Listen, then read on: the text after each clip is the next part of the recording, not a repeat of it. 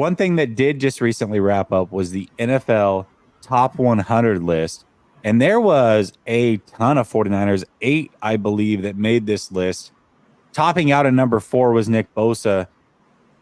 I'll just go through them real quick and then just get your quick thoughts on it. So Dre Greenlaw, 79, Hufanga, 78, Debo, 61, CMC, 35, Kittle, 19, Fred Warner, 15, Trent Williams, 14, and Nick Bosa, number 4. Now, the top player on this list was none other than Patrick Mahomes. Justin Jefferson, I believe, was 2, and then Jalen Hurts was 3, Nick Bosa 4. So overall, out of the 49ers that were on the list, who maybe was too high and who was too low in your opinion? Let's start with that. Yeah, I mean, this list, when you went through it, it was pretty interesting. I mean, I know a lot of people saw Austin Eckler up there pretty high, and he was over some, pretty predominant players.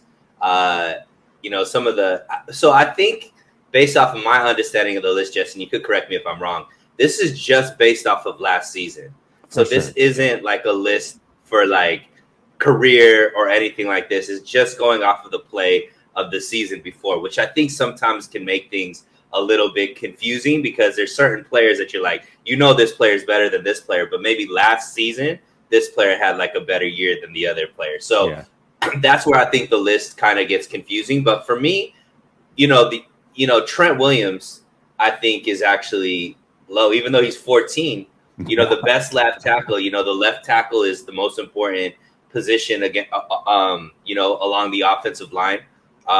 For every team other than, maybe the Dolphins that have, a lefty over there. But, him being 14, I think he could have been higher. I don't want to be a hater, but I think Nick Bosa at 4 is kind of high. You know what I mean? Like, I think that, the way that he's able, he's obviously one of the best defensive player last season. But there were ways to take him out of the game, and it was shown, through the playoffs. So I don't know if you could be taken out of the game and still be ranked in the top 5 best NFL players type of thing. So that would probably be just off the jump kind of what my takes are. But these lists are just for fun. They're not to be taken too serious. I know a lot of people are like going crazy on Twitter over some of this. I'm like, yo, relax, man. This is just because football isn't being played right now. These lists are what gets people talking. Yeah, I mean, if we just change the list and say most important player, CMC really could have been at the top of the list for all the 49ers. We saw what he did with this offense. I mean, they went from 18 points a game to 26 to 33. It was absolutely incredible. I would say the one player that I thought was too low for me was Hufanga. He was an all-pro and came in at 78. I feel like if you're an all-pro player, you're probably top 50 in the league. So I felt like he was a little low.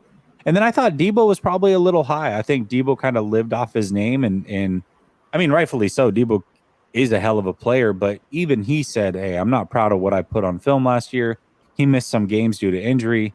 Him being at 61 and Hufanga at 78, even if they just flipped those two, I would have been good with it. You know what I mean? You could argue that Brandon Ayuk had a better year than Debo last season, just off of stats, numbers, and impact. So, yeah, absolutely. So, and I don't think Ayuk was on the list, right?